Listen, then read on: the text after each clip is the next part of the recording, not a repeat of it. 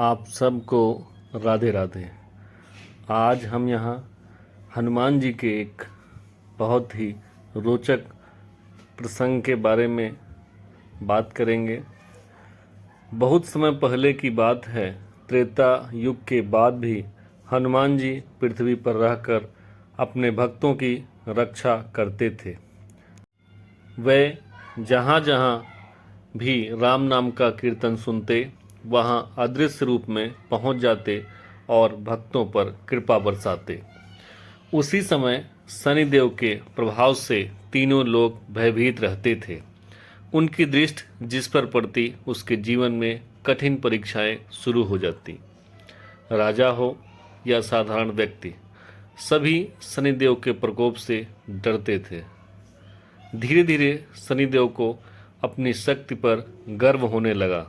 एक दिन शनिदेव ने सोचा कि संसार में सभी मेरे प्रभाव से डरते हैं, लेकिन यह हनुमान कौन है जो मुझसे नहीं डरते, जिनके भक्त मेरी दशा से भी नहीं घबराते। आज मैं उनकी शक्ति की परीक्षा लेकर रहूँगा। यह सोचकर शनिदेव आकाश मार्ग से उड़ते हुए उस पर्वत पर पहुँचे जहाँ हनुमान जी ध्यानमग्न बैठे थे। वातावरण अत्यंत शांत था।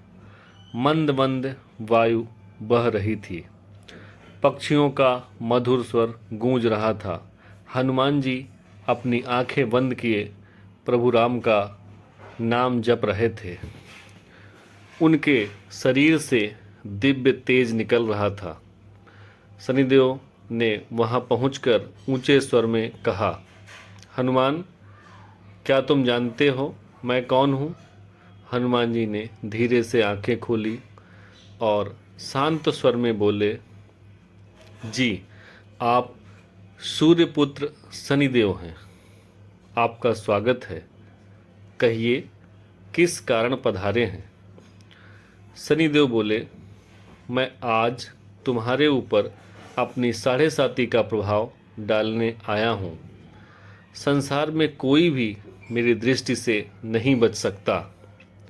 हनुमान जी यह सुनकर मंद मंद मुस्कुराए और बोले, हे शनिदेव, मैं इस समय अपने प्रभु के ध्यान में लीन हूँ। कृपया मुझे भक्ति करने दीजिए। लेकिन शनिदेव इसे अपनी अवहेलना समझ बैठे और हनुमान जी की बात सुनकर उनका अहंकार और बढ़ गया। वे बोले, नहीं हनुमान, तुम्हें मेरी शक्ति स्वीकार करनी होगी।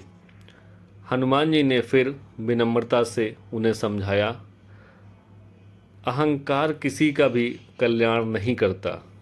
प्रभु का नाम सबसे बड़ा है। पर शनिदेव इस बात पर नहीं माने। उन्होंने हनुमान जी के कंधे पर चढ़ने का प्रयास किया ताकि अपनी दशा का प्रभाव डाल सकें। तभी हनुमान जी का स्वरूप विराट होने लगा। उनकी पूंछ लंबी और विशाल हो गई। देखते ही देखते उन्होंने शनिदेव को अपनी पूंछ में लपेट लिया। अब शनिदेव घबरा गए, पर तब तक बहुत देर हो चुकी थी। अब शनिदेव को कुछ समझ नहीं आ रहा था कि वो क्या करें। हनुमान जी जय श्री राम का उद्घोष करते हुए पर्वतों पर छलांग लगाने लगे। कभी वे ऊंचे पर्वतों से टकराते, कभी विशाल चट्टानों के ऊपर से गुजरते।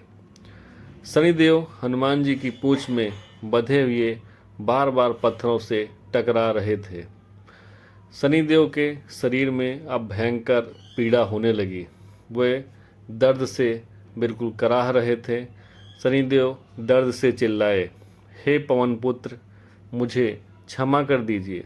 मैं आपकी शक्ति और आपकी भक्ति को नहीं पहचान पाया। लेकिन हनुमान जी लगातार प्रभु का नाम लेते रहे। कुछ समय बाद शनिदेव पूरी तरह थक गए। उनका अहंकार अब टूट चुका था। अब उनकी आंखों से पश्चाताप के आंसू बहने लगे। शनिदेव हनुमान जी से विनती करने लगे, हे राम भक्त हनुमान, आज मैंने समझ लिया कि प्रभु भक्ति से बड़ी कोई शक्ति नहीं है। कृपया अब मुझे मुक्त कर दीजिए। हनुमान जी का हृदय अत्यंत दयालु है। उन्होंने तुरंत शनिदेव को अपने बंधन से मुक्त कर दिया। मुक्त होते ही शनिदेव हाथ जोड़ करके बोले, हे संकट मोचन, हे हनुमान, आज से जो भी व्यक्ति आपकी भक्ति करेगा, हनुमान चालीसा का पाठ करेगा और सच्चे मन से आपका स्मरण करेगा, मैं उसे अनावश्यक कष्ट नहीं दूंगा। शनिदेव की इस बात को सुनकर हनुमान जी ने कहा, जो व्यक्ति सत्य, सेवा और प्रभु नाम का मार्ग अपनाएगा, उसकी रक्षा स्वयं भगवान करेंगे। उस दिन के बाद से यह मान्यता और भी प्रगल हो गई कि हनुमान जी की उपासना से शनि के कष्ट कम होते हैं। इसी कारण शनिवार के दिन लाखों भक्त हनुमान मंदिरों में जाकर हनुमान चालीसा पढ़ते हैं, सरसों का तेल चढ़ाते हैं और जय बजरंगबली का जयकारा लगाते हैं। यह कथा केवल चमत्कार नहीं बल्कि एक गहरा संदेश भी देती है कि भक्ति, विनम्रता और प्रभु नाम के सामने सबसे बड़ा अहंकार भी झुक जाता है। जय बजरंगबली।